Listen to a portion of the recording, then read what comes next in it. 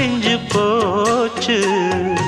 ஈசான மூலையில லேசான பள்ளி சத்தம் மாமன் பேர சொல்லி பேசுது. ஆறாத சோகந்தன்ன தீராம சேர்த்து வச்சு ஊரும் சேர்ந்து என்ன ஏசுது. மாமா மாமா உன்னத்தானே எண்ணி நானும் நாளும் தவித்தேனே. கூண்டுக்குள்ள என்ன வச்சு கூடி நின்ன ஊரை விட்டு கூண்டுக்குள்ள போனதென்ன கோலக்கிளியே.